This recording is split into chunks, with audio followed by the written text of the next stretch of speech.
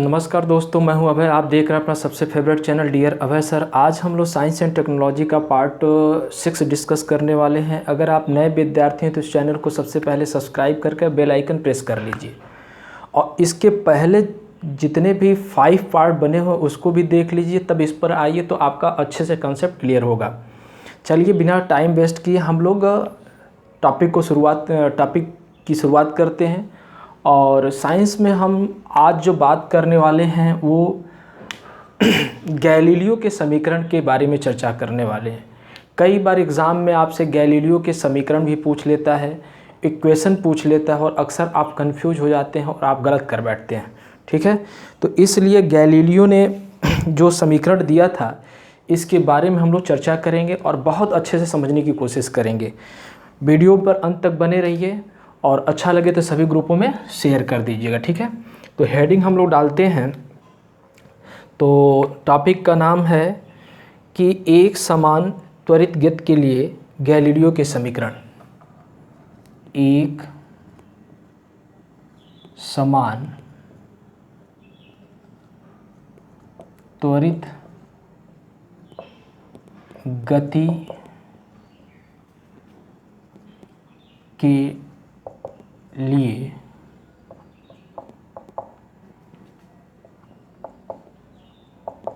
Galileo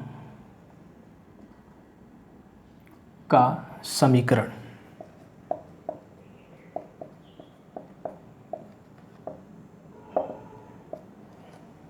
एक समान त्वरित गति के लिए गैलीलियो का समीकरण क्या होता है?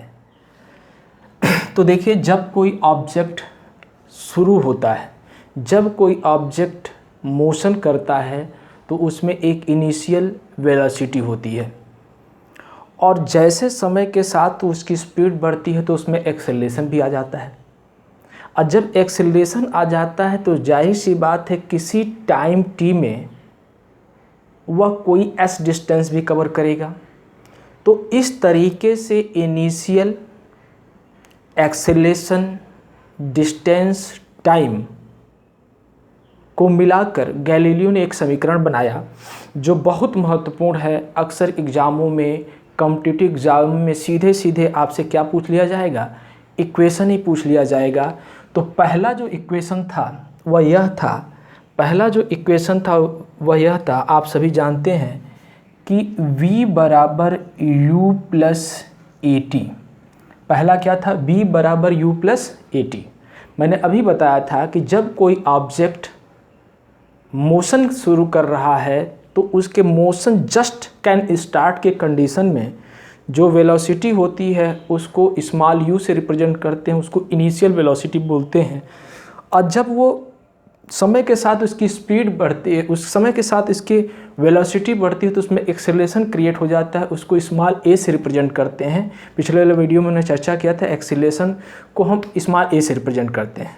और जब उसमें एक्सेलरेशन आ जाएगा तो किसी टाइम में वो एस डिस्टेंस भी कवर करेगा। तो उन सब के बीच का रिलेशन ये पहला है, v बराबर u प्लस ए टी। दूसरा इक्वेशन है s बराबर u t plus half a t square. S बराबर u t plus half a t square. S बराबर u t plus half a t square. और तीसरा समीकरण है, याद रखिएगा, वी स्क्वायर बराबर u square plus 2as। V square बराबर यू स्क्वायर प्लस 2as। एक काफ़ी महत्वपूर्ण इक्वेशन है। ठीक है, कभी भी ये पूछा जा सकता है, आपको हमेशा इसके दिमाग में ये बात रखना होगा। इसको बोलते हैं अंतिम वेलोसिटी, फाइनल वेलोसिटी। इसको इनिशियल वेलोसिटी, इसको एक्सीलरेशन और टी को समय बोलते हैं। और यस को आप डिस्टेंस बोलते हैं, डिस्प्लेसमेंट डिस्टेंस, जो भी कहना है कह सकते हैं। ठीक है, और इस तरीके से ये सारे पैरामीटर्स इसमें जो इन्वॉल्व होते हैं उनके बारे में हमने आपको बताया। लेकिन मान लीजिए कभी कभार क्या होता है कि आपसे पूछ लेगा कि टी सेकंड में वो कितनी दूरी तय करेगा, तो उसका भी फार्मूला होता है, उसको आप याद कर लीजिए। कभी कभी इससे क्वेश्चन भी बन जाता है। एस एन इक्वल टू आपसे पूछ लेता है, ठीक है ना, u प्लस हाफ ए और उसके बाद ब्रैकेट में हो जाएगा 2n-1। तो ये आपसे कभी कभी ये भी इक्वेशन पूछ लेता है, ठीक है। टीवे सेकंड में चली गई दूरी। तो इस तरीके से ये इम्पॉर्टेंट इक्वेशन था जो मैंने आज आप सभी को बताया। इसको गंभीरता से नोट कर लीजिए, हल्के में मत लीजिए। आपसे बार बार ये मेरा रिक्वेस्ट है, इसको नोट कर लीजिए या अपने दिमाग में रखिएगा, बार बार वीडियो को देख लीजिएगा। चलिए देखिए, जो कुछ भी पढ़ाया जाएगा बहुत महत्वपूर्ण पढ़ाया जाएगा, इसमें कहीं कोई संशय नहीं है, इसलिए बिल्कुल परेशान होने की ज़रूरत नहीं है, ठीक है। आगे बढ़ते हैं। अब बात करते हैं मोशन की। तो मोशन में हमने पिछले वीडियो में भी कुछ बातें बताया था और कुछ बातें छूट गया था, तो आज मैं उसको यहाँ कवर करा देता हूँ, आप देख लीजिए। उसमें दो मोशन छूट गया था, एक सर्कुलर मोशन और दूसरा एंगुलर मोशन, ठीक है ना, वृत्तीय गति बोलते हैं। तो आज हम लोग चर्चा करेंगे वृत्तीय गति होता क्या है, ठीक है। तो वृत्तीय गति आप सभी बचपन में कभी कभार या जब स्कूली शिक्षा ले रहे होंगे तो बीच बीच में जब इंटरवल होता है तो स्टूडेंट क्या करते हैं कि फील्ड में वो खेलते हैं। तो कभी कभी वो सर्कल वाला गेम खेलते हैं, या कभी कभी वो क्या करते हैं उस फील्ड का सर्कल में चक्कर लगाते हैं। या आप में से बहुत सारे विद्यार्थी जो यूपीएसआई और एसएससी की तैयारी कांस्टेबल की तैयारी किए होंगे, तो वो भी दौड़े होंगे। मैं भी रेसिंग करता था, अब शायद अब थोड़ा सा नहीं हो पाता है, लेकिन जो सुबह मॉर्निंग वॉक आप करते हैं तो आप देखते हैं ग्राउंड में काफ़ी स्टूडेंट और प्लेयर्स जो है सर्कुलेट करते रहते हैं। सर्कल में वो क्या करते हैं, 400 मीटर का सर्कल होता है, उसमें वो क्या करते हैं, वो राउंड करते रहते हैं। तो उस प्रक्रिया को हम थोड़ा सा फिजिक्स के टर्म में कैसे समझेंगे वो हम बात करते हैं। तो हेडिंग है वृत्तीय गति, ठीक है, सर्कुलर मोशन, सर्कुलर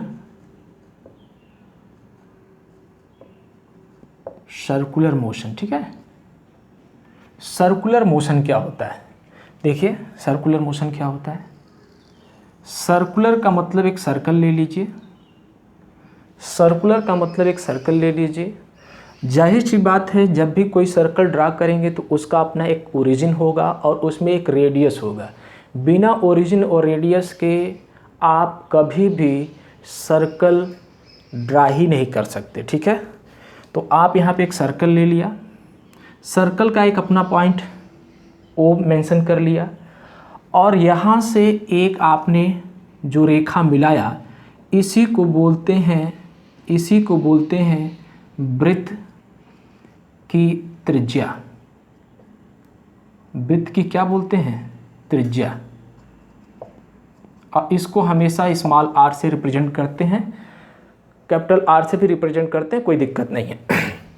तो देखिए हमने कहा कि जब कोई ऑब्जेक्ट यहाँ से मोशन शुरू करता है और मोशन करते करते वो यहाँ पे पहुँचता है, फिर उसके बाद वो यहाँ पे आता है, और फिर उसके बाद वो यहाँ से यहाँ पे आता है, फिर उसके बाद वो यहाँ से यहाँ पे आता है, और फिर वो यहाँ पे आता है, और इस तरीके से वो अपने पूर्वा अवस्था में चला जाता है जहाँ पे से शुरू किया था।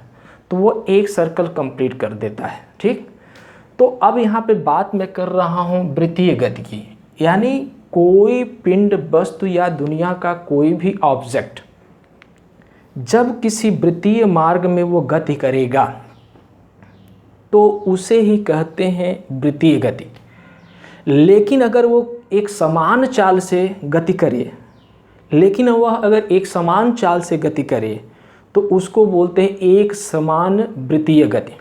तो वृत्तीय गति के बारे में थोड़ा सा इसमें बेसिक समझ लीजिए, क्योंकि आगे हम इसके बारे में बताएंगे, इसका डेप्थ में हम आपको नॉलेज देंगे कि वास्तव में वृत्तीय गति से क्या क्या इफ़ेक्ट जनरेट होता है और किस तरीके से इसके पीछे साइंस काम करता है, ठीक है। तो अभी के लिए तो आप ये जान लीजिए कि जब कोई वस्तु वृत्तीय मार्ग में गति करता है तो उसे वृत्तीय गति कहते हैं। लेकिन एक समान वृत्तीय गति बोला जाए तो तो इसका मतलब है कि जो वस्तु गति कर रहा है उसकी चाल क्या है, नियत है। जब उसकी चाल नियत हो जाएगी तो उस प्रकार की गति को क्या बोलेंगे, एक समान वृत्तीय गति। मेरे ख्याल से आपको इतना समझ में आ गया होगा। तो चलिए, अगर ये आ गया है तो बस इतना ही। देखिए, मैं डिफिनीशन लिखूंगा नहीं क्योंकि लिखूंगा नहीं क्योंकि लिखने में समय जाएगा। ठीक, बार बार वीडियो को आपको बुक्स में देखिए। एक बात बताएं, YouTube चैनल पे जितने भी दुनिया के टीचर पढ़ा रहे हैं, विश्वास मानिए सब बुक से ही पढ़ाते हैं।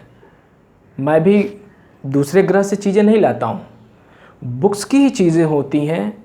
मैथ्स हुआ, साइंस हुआ, रीजनिंग हुआ, जीएस हुआ, या कोई भी टीचर आपको दावा कर रहा है, सब बुक्स में ही है।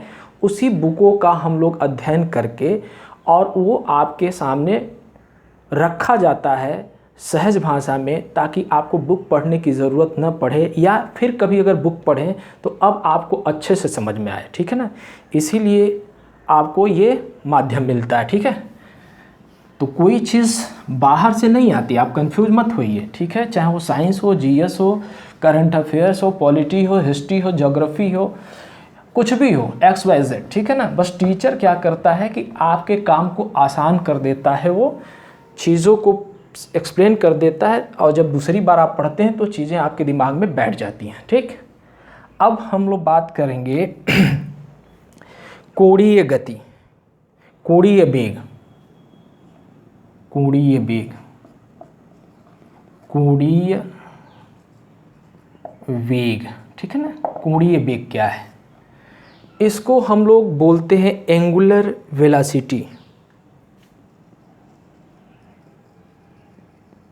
एंगुलर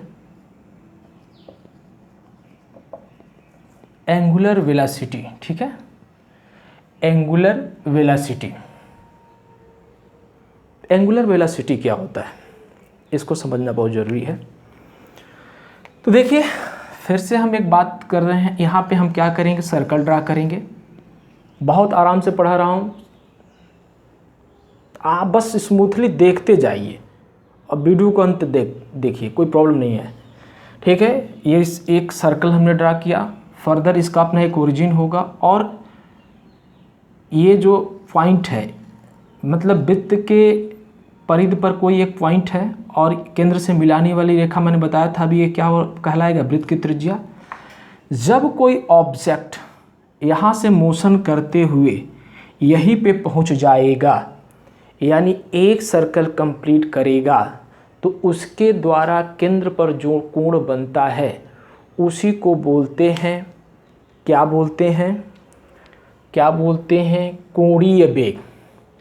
यानी एक वृत्तीय मार्ग पर गति करता हुआ कोई कण या पिंड 1 सेकंड में वृत्त के केंद्र पर जितना कोण बनाता है, वृत्त के केंद्र पर जितना कोण बनाता है, उसी को हम लोग बोलते हैं कोणीय वेग। बोलेंगे नहीं ना, कन्फर्म नहीं भूलेंगे ना, ठीक है। तो कोणीय वेग कहलाता है। अब कोणीय वेग को फिजिक्स में कैसे रिप्रेजेंट किया जाता है, वो ओमेगा से रिप्रेजेंट किया जाता है। ग्रीक अक्षर जो है, ग्रीक अक्षर के ओमेगा से आपको क्या किया जाता है, ग्रीक वर्णमाला के अक्षर ओमेगा से क्या किया जाता है, रिप्रेजेंट किया जाता है। ठीक है, इसको ओमेगा पढ़ते हैं, तो omega is equal to theta by t होता है। Omega is equal to theta by क्या होता है, टी। याद रखिएगा, omega is equal to theta by t. ठीक है, तो कभी कभी आपसे क्वेश्चन पूछ लेता है कि कोणीय वेग का मात्रक क्या है, तो कोणीय वेग का मात्रक है रेडियन पर सेकेंड, रेडियन पर सेकेंड। ठीक है, कोणीय वेग का मात्रक क्या होता है, रेडियन पर सेकेंड। ठीक है, याद रखिएगा। अब हम थोड़ा सा इसमें थोड़ा सा और अंदर डेप्थ में जाने की कोशिश करते हैं।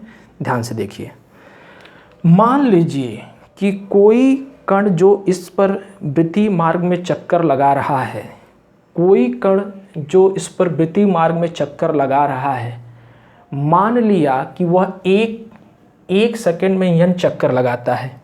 वो 1 सेकंड में कितना चक्कर लगाएगा, n चक्कर।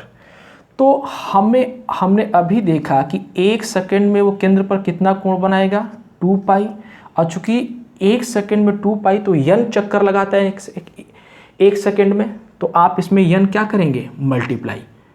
ठीक, तो ये एक फार्मूला क्रिएट हो गया कि 1 सेकंड में वो कितना चक्कर लगेगा, 2 पाई n। 1 सेकंड में वो कितना चक्कर लगाएगा, 2 पाई n। तो अगर मैं आपसे बात करूं कि भाई बताओ 1 सेकंड में उस कण द्वारा तय की गई दूरी बता दो, तो भाई आप दूरी बता दो। ठीक है, तो दूरी आप जानते हैं, दूरी कितना होगा, तो आप जानते हैं 1 चक्कर वो कंप्लीट करेगा तो वृत्त के परिधि के बराबर वो दूरी तय करेगा। यानी वृत्त की जो परिधि होती है वो होती है 2 पाई r। वृत्त की परिधि क्या होती है, 2 पाई r। घबराइए मत, मेंसुरेशन टॉपिक में मैं बताऊंगा आपको। ठीक है, तो n चक्कर में वो कितना चलेगा दूरी, तो जो उसका डिस्टेंस होगा वो हो जाएगा 2 पाई r n। क्या होगा, 2 पाई r n। और अगर मैं इसकी चाल पूछूं कि भाई रेखीय चाल बता दो, तो आप जानते हैं चाल बराबर क्या होता है, स्पीड बराबर क्या होता है, स्पीड बराबर होता है डिस्टेंस अपान होता है टाइम, डिस्टेंस अपान टाइम। तो इसका मतलब ये है कि ये दूरी हो गया और आपको चाल स्पीड निकालना है, कौन सा, रेखीय वेग। तो v बराबर, चूँकि 1 सेकेंड की बराबर बात कर रहा है, तो v बराबर 2 पाई r n। और मैं एक रिलेशन बनाना चाहता हूँ, आप देख रहे हैं 2 पाई n की वैल्यू ओमेगा होती है, तो 2 पाई n की वैल्यू ओमेगा होती है। ठीक है ना, 2 पाई n की वैल्यू क्या होती है, ओमेगा होती है मेरे प्यारे विद्यार्थी। तो यहाँ पे आप 2 पाई, ठीक है ना, 2 पाई n, तो यानी आप यहाँ से ये और ये जब आप इसमें से निकाल देंगे तो v बराबर यहाँ पे हो जाएगा r। ठीक है, या आप ऐसे लिख सकते हैं, r को मैं 20 से निकालता हूँ तो यहाँ पे हो जाएगा 2 पाई n। तो v बराबर r और 2 पाई n की वैल्यू क्या था, ओमेगा। ठीक है, तो ये बहुत इम्पॉर्टेंट एक रिजल्ट निकल के आया कि कोणीय वेग तथा रेखीय वेग में जो संबंध होता है वो क्या होता है, v बराबर r ओमेगा। कोणीय वेग तथा रेखीय वेग के बीच संबंध जो होता है वो क्या है, क्या होता है, v बराबर r ओमेगा। अक्सर ये पूछ लिया जाता है कि कोणीय वेग और रेखीय वेग के बीच में संबंध ज्ञात कीजिए, तो उसमें जानते हैं आपसे कैसे पूछेगा। पहला ऑप्शन देगा v बराबर r ओमेगा, दूसरा ऑप्शन देगा v बराबर 2r ओमेगा, c बराबर, ठीक है ना, 2 पाई r n ओमेगा। ठीक है, और लास्ट ऑप्शन देगा नन ऑफ दिस। और जब आपको इतने डेप्थ में क्वेश्चन पूछेगा तो आप फेल हो जाएंगे। क्यों, क्योंकि आपको तो सतही नॉलेज है, बस रट के गए हैं बिना समझे। क्योंकि physics based on mathematics, physics maths पर आधारित है। जिसको मैथ आता है उसी को फिजिक्स अच्छा आता है, रटने से फिजिक्स नहीं आएगा। जब इस तरीके से जब आप अच्छे से कंसेप्ट दिमाग में बैठेगा तो आपको बुक पढ़ने की ज़रूरत नहीं पड़ेगी, आप आसानी से इस क्वेश्चन को कर सकते हैं। ठीक है, तो मेरे ख्याल से आपको आज एक नया चीज़ सीखने को मिला कि कोणीय वेग और रेखीय वेग के बीच में संबंध क्या होता है, तो वो होता है v बराबर r ओमेगा। इस v क्या है, v is a linear velocity, w is a angular velocity और r is the radius of circle. ठीक है ना, वृत्त का क्या है, त्रिज्या है। तो मेरे ख्याल से आपको इतनी बातें समझ में आ रही होंगी, और इतनी बातें अगर आपको समझ में आ रही होंगी तो आपको इसमें परेशान होने की ज़रूरत नहीं है। आज बस इतना ही, thank you, best of luck.